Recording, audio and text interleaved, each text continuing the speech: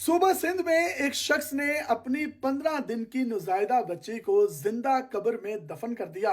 और चुपके से वहां से गायब हो गया। और ये वाकया जब सोशल मीडिया की जीनत बना और उसके बाद कानून नाफिज करने वाले इदारे और पुलिस जो है हरकत में आई, जिसके बाद आप ये जो शख्स अपनी स्क्रीन पर देख रहे हैं, ये वो संगदिल बाप है जिसने अपनी बेटी को, जिसकी उम्र सिर्फ 15 दिन थी, वो कली थी, उसने फूल बनना था, उसको जिंदा कब्र में दरगोर किया और उसके बाद वहां पर मट्टी डालकर वहां से गायब हो गया। ये जो वीडियो आप अपनी स्क्रीन पर देख रहे हैं, इसमें ये पुलिस एहलकार जो सिंध के इसके साथ मौजूद हैं, इसको उस जगह पर ले जा रहे हैं जहां पर इसने बच्ची को जिंदा दरगोर किया था। अब ये उन लोगों के साथ कॉन्वर्सेशन कर रहा है और कानून नाफिज करने वाले इदारे और कुछ मजदूर इसके साथ खड़े हुए हैं। अब वो मजदूर उस जगह को जहां पर इसने निशानदेही की, वहां पर मट्टी को खोद रहे हैं और बच्ची की लाश को निकालने की कोशिश कर रहे हैं, लेकिन उनको नहीं मिल रही। जिसके बाद वो इससे दोबारा पूछते हैं कि कहां दफनाया था, तो फिर ये उनसे जो बेलचा और कई है पकड़ता है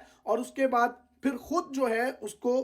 खोदना शुरू कर देता है। और उसके बाद बच्ची जो जिंदा हालत में दरगोर की गई थी, उसका दम घुटने से इंतकाल हो गया और पुलिस ने मुकदमा रियासत की मुद्दत में इस शख्स के खिलाफ दर्ज किया है। लेकिन इस कत्ल के जो मुहर्रिकात हैं उसमें अगर देखा जाए तो ये जो शख्स है, इसकी हालत देखकर आपको अंदाजा हो रहा होगा कि ये कोई इतना पढ़ा लिखा नहीं है, या इसके पास कोई बहुत ज्यादा पैसा नहीं होगा, बहुत ज्यादा लैंडलॉर्ड नहीं होगा, जागीरदार नहीं होगा, वडेरा नहीं होगा। मतलब जब इसके घर बच्ची पैदा हुई, डॉक्टर ने डायग्नोज कर दिया कि उसके अंदर खून की कमी है, तो इसने हमसायों को वो बच्ची दे दी कि वो इसको पाल सकें, इसकी परवरिश कर सकें। हमसायों ने भी बच्ची उसको वापस कर दी। जिसके बाद डॉक्टर्स ने इसको कहा कि इसके अंदर जो खून की कमी है उसका इलाज सिर्फ और सिर्फ हैदराबाद से ही हो सकता है। हैदराबाद नौशहरा फिरोज से सिर्फ 200 किलोमीटर की दूरी पर है। इस शख्स के पास इतने पैसे भी नहीं थे कि अपनी बेटी को नौशहरा फिरोज से हैदराबाद तक ले जा पाता या वहां पर उसका इलाज करवा पाता।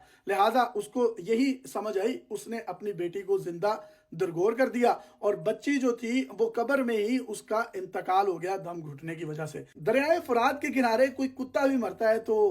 रोजे मैशर जो है वो उम्र से उसका हिसाब लिया जाएगा, वक्त के हुक्मरान से उसके बारे में पूछा जाएगा, उसकी जवाबदेही होगी। रियासत भी इसकी जिम्मेदार है। रियासत ने ना तो इस शख्स को तालीम दी, ना इसको अच्छी सेहत दी, और इसके घर में पैदा होने वाली बच्ची की सेहत और उसका इलाज मुआवजा भी अगर आप तरक्की याफ्ता ममालिक में जाएं तो रियासतें खुद लेती हैं। रियासतें खुद जो हैं, अगर वहां पर बच्चे यतीम हो जाएं तो रियासतें उन पर एक दस्ते शफकत बाप की तरह रखती हैं। इसका हुलिया ये चिल्ला चिल्ला कर बता रहा है कि इसके बाद बुनियादी सेहत की सहूलियात तो बहुत दूर की बात है, इसके पास तालीम भी नहीं होगी। और जिस तरह का इसका लिबास है या जिस तरह का इसकी एक फिजिकल अपीयरेंस नजर आ रही है बज़ाहिर, उससे ये यही महसूस हो रहा है कि ये बहुत गरीब और पिसे हुए तबके से ताल्लुक रखता था। इसका ये हरगिज मतलब नहीं है कि मैं कहीं ना कहीं इसकी साइड ले रहा हूं और ये कह रहा हूं कि इसने जो किया वो बिल्कुल ठीक किया है, रियासत ही इसकी जिम्मेदार है। लेकिन रियासत के मुहर्रकात भी इस कत्ल में शामिल हैं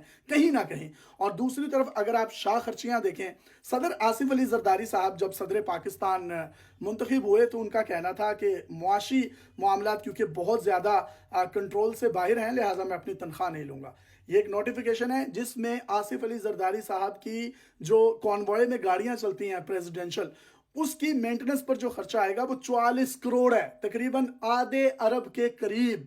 आधे अरब रुपए के करीब। और आरिफ अलवी साहब के ज़माने में ये जो तमाम का तमाम खर्चा था वो तकरीबन 9 करोड़ रुपए था, मतलब ये उससे 4 गुना ज़्यादा है। अब इसी तरीके से जो प्रेसिडेंट हाउस है हमारा, वहाँ की जो गार्डन्स हैं उसकी तज़ीनो आराइश के लिए 4 करोड़ रुपए मुख्तस किए गए हैं। इसी तरीके से अगर आप पंजाब की बात करें तो यहाँ पर 29 ऐसे 20वें से 22वें ग्रेड्स के ब्यूरोक्रेट्स हैं जिनको DHA या पोश इलाकों में घर बनाकर दिए जा रहे हैं हुकूमत की जानिब से, जिसका बजट तकरीबन 2 अरब रुपए से जायद है। कुछ ऐसी सरकारी इमारतें हैं जिनकी तज़ीनो आराइश के लिए तकरीबन को 90 करोड़ रुपए खर्च किए जा रहे हैं। मतलब आप ये देखिए कि एक तरफ हमारी शाह खर्चियां खत्म नहीं होती। हम अपने अगर ब्यूरोक्रेट्स को देखते हैं तो वो अपनी गाड़ियों में से उतरते हैं तो एक बंदा जो है वो छतरी लेकर उनके इर्द गिर्द खड़ा होता है, ताकि जो साहब बहादुर हैं इनको किसी किस्म की कोई धूप ना लग जाए, इनको कोई गर्म हवा ना लग जाए, और वो अपनी ठंडी गाड़ियों में डबल कैबिन में बैठकर, और अगर कोई रेट या नर्ख पता करने जाते हैं कीमतों के, तो वहां से नीचे उतरना गवारा नहीं करते, अपनी ठंडी गाड़ियों में बैठकर गरीबों को जो है वो 2-3 हजार और 5-5 हजार के फाइन करते हैं, और वहां से जो है वो चलते बनते हैं। इस मुल्क की अशराफिया, इस मुल्क के ब्यूरोक्रेट्स, इस मुल्क के जाबिर हुक्मरान, इस मुल्क के सियासतदान जो नोच नोच कर गिद्धों की तरह इस मुल्क को खा गए हैं, मैं ये समझता हूं कि कहीं ना कहीं उनको ये जिम्मेदारी लेनी चाहिए कि अगर कोई एक हॉस्पिटल भी उस नौशहरा फिरोज में होता, तो ये जो गरीब शख्स है, जो एक संगदिल बाप भी है, जिसने अपनी बेटी को जिंदा दरगोर कर दिया, जिसके पास इतने पैसे नहीं थे कि वो खून की कमी का इलाज करवा सके या नौशहरा फिरोज से वो हैदराबाद तक जा सके, तो मैं ये समझता हूं कि इसके पीछे जो है वो रियासतें जो हैं उनको उनको झंझोड़ देना चाहिए। यही मामला अगर किसी तरक्की याफ्ता मुल्क में हुआ होता, तो यकीन कीजिए वहां के रियासतों के जो हुक्मरान हैं वो टेलीविजन पर आते माफिया मांगते। अब ये देखिए बजट की सूरत में तकरीबन कोई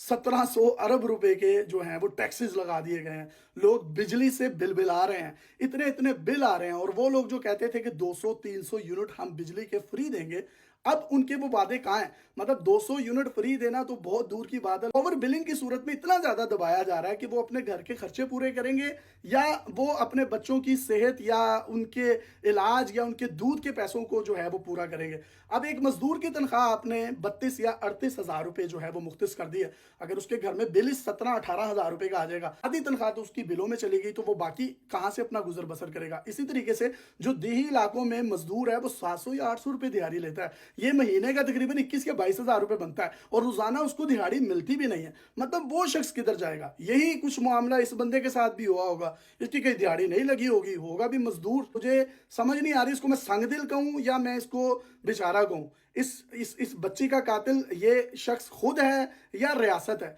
या वो इसके हमसाए हैं? मतलब इसके हमसाए भी तो मतलब इस जैसे ही होंगे ना, वो कोई बड़े कोई हुक्मरान तो नहीं होंगे, कोई वडेरे तो नहीं होंगे। मतलब फिर उसके बाद जो है इससे जब सारी पूछ-गछ की गई, तो इसने कहा जी मेरी बच्ची जब पैदा हुई तो उसको खून की कमी थी, और उसके बाद जो है मुझे कहा गया कि इसको हैदराबाद ले जाओ, मैं 200 किलोमीटर दूर तक उसको ले जा नहीं सकता था, लिहाजा मैंने इसको जिंदा जो है वहां पर दरगोर कर दिया, मुझसे गलती हो गई। कुरान शरीफ इसने हाथ में पकड़ा हुआ है, ये पर्चा जो है जो सरकार की मुद्दत में इसके खिलाफ दर्ज हुआ है। अब आप कॉमेंट सेक्शन में बताइए कि क्या ये पर्चा किसके खिलाफ दर्ज होना चाहिए था? अगर तो इसके खिलाफ ही दर्ज होना चाहिए था, क्योंकि कत्ल की कोई जस्टिफिकेशन नहीं है, अगर इसने किया तो यही उसका कातिल है। लेकिन इसके पीछे जो मुहर्रिकात हैं उन पर भी जरूर जो है वो हमारे हुकामे बाला जो हैं उनको नजर दौड़ानी चाहिए, और उस तरह के जो इलाके हैं, मैं ये शर्त लगा के कह सकता हूं वहां पर कोई अच्छा state of the art hospital नहीं होगा, जिसकी वजह से लोग जो हैं यहां से हैदराबाद और हैदराबाद से कराची जाने के लिए मजबूर होते हैं। और पंजाब की भी यही सूरत हाल है। अगर आप पंजाब में आप देखें किसी भी छोटे देही इलाके में कोई मरीज पड़ा हो, तो हर औरत की जुबान पर यही होता है कि इन्हें नहीं बचना है, लाहौर लाए, जो डॉक्टर ने जवाब दे देता है। तो मतलब लाहौर, कराची या जो पेशावर है, यही सिर्फ पाकिस्तान नहीं है, बलोचिस्तान के देही इलाके, पंजाब और सिंध के अंदरूने देही इलाके जो हैं वो भी पाकिस्तान, उन पर भी तवज्जो दें।